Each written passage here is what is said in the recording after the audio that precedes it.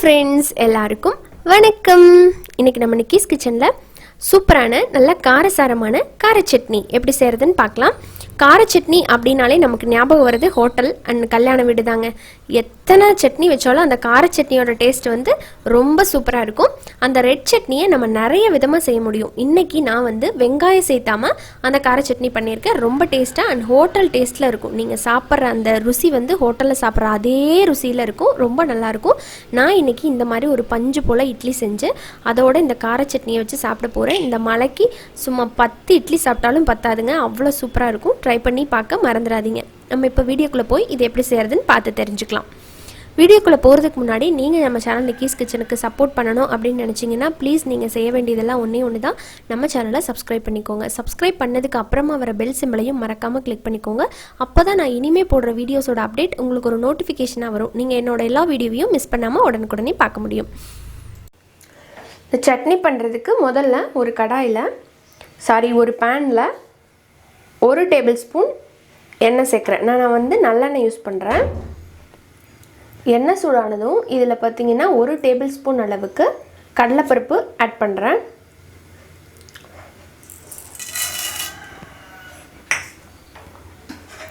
கடலைப்பருப்பு சேர்த்து இது லைட்டாக வறுபடணும். அடுத்ததான் இதோட ஒரு 10லேருந்து 15 பல்லு பூண்டு, குட்டி குட்டி பூண்டாக இருக்கிறதுனால, குட்டி குட்டி பல்லாக இருக்கிறதுனால இவ்வளோ போடுறேன்.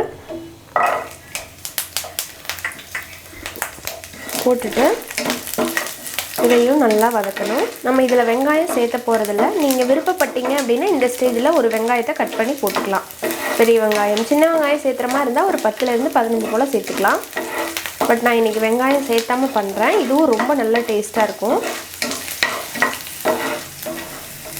பூண்டு லைட்டாக வதங்கினதும் இதில் பாருங்கள் 4 காஷ்மீரி சில்லி, 2 சாதா மிளகா போடுறேன்.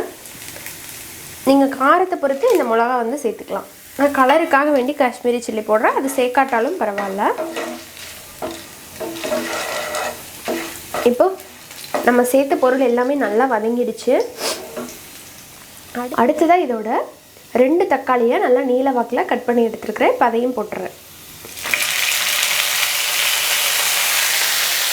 மீடியம் சைஸ் தக்காளி 2 சேர்த்துருக்குறேன். அடுத்ததான் இந்த சட்னிக்கு தேவையான அளவுக்கு உப்பை நான் இப்போவே சேர்த்துட்றேன். இப்போ சேர்க்கும் போது இந்த தக்காளி நல்லா மசிஞ்சு வரும். அதனால தான் ஒரு 1/2 டீஸ்பூன் அளவுக்கு கல் உப்பு, பத்தலைன்னா பார்த்துட்டு அப்புறமா போட்டுக்கலாம். அடுத்ததான் இதோட ஒரு சின்ன பீஸ் வந்து புளி சேர்த்துக்கலாம்.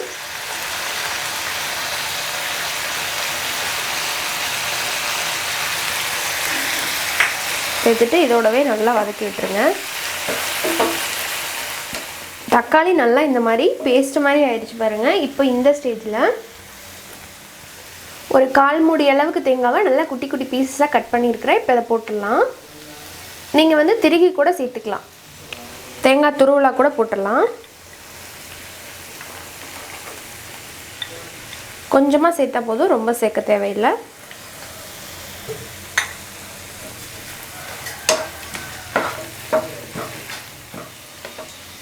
அடுத்துதான் இதோட நல்ல வாசனைக்காக கொஞ்சமாக மல்லி இலை சேர்க்குறேன்.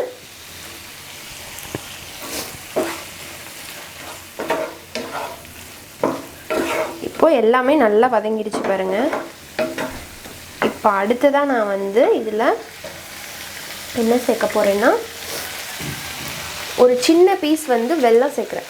இப்போ இதில் நம்ம வந்து காரம், புளிப்பு எல்லாமே ஆட் பண்ணியிருக்கோம் இல்லைங்களா, அதெல்லாம் நல்லா பேலன்ஸ் பண்ணுறதுக்காக கொஞ்சமாக வந்து வெல்லம் இதை சேர்த்து பாருங்கள். ரொம்ப நல்ல டேஸ்ட்டாக இருக்கும். சேர்த்துட்டு லைட்டாக இது கரைஞ்சதும் நம்ம ஸ்டவ்வை ஆஃப் பண்ணிட வேண்டியதான். அவ்வளோதாங்க, கரைஞ்சிருச்சு. இந்த ஸ்டவ்வை ஆஃப் பண்ணிவிட்டு நல்லா ஆறுனதுக்கப்புறமா அரைச்சிட்டு வந்துடலாம். இது இருக்கட்டும்.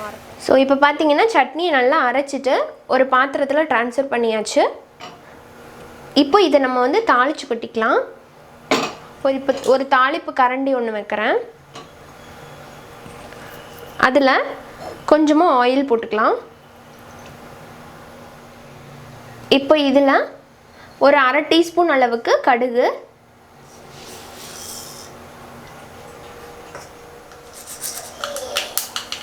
இப்போ பாருங்கள் கடுகு நல்லா வெடிக்க ஆரம்பிக்குது. இந்த ஸ்டேஜில் அரை டீஸ்பூன் உளுந்து அதையும் போட்டு நல்லா செவக்கணும். காரம் பத்தலைன்னா இந்த டைமில் நீங்கள் காஞ்ச மிளகாவை கிள்ளி கூட சேர்த்து போட்டு பண்ணலாம், நல்லாயிருக்கும். ஒரு பிஞ்ச் வந்து பெருங்காயத்தூள், அதோட கருவேப்பிலை சேர்த்து இது நல்லா பொரிஞ்சதும் நம்ம சட்னிக்குள்ளே கொட்டிட வேண்டியதான். இப்போ நம்ம சட்னியில் சேர்த்துடலாம். அவ்வளோதாங்க, சூப்பரான தக்காளி சட்னி, தக்காளி கார சட்னி ரெடி.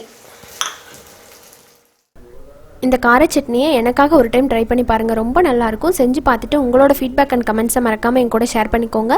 இந்த வீடியோ உங்களுக்கு பிடிச்சிருந்ததுன்னா லைக் பண்ணுங்கள். யூஸ்ஃபுல்லாக இருக்குன்னு நினச்சிங்கன்னா ப்ளீஸ் ஃப்ரெண்ட்ஸ் அண்ட் ஃபேமிலியோட நிறைய ஷேர் பண்ணுங்கள். இன்னொரு இன்ட்ரெஸ்டான அண்ட் ஹெல்த்தியான ரெசிபியோட உங்களை சீக்கிரமாக வந்து மீட் பண்ணுறேன். அது வரைக்கும் நன்றி, வணக்கம்.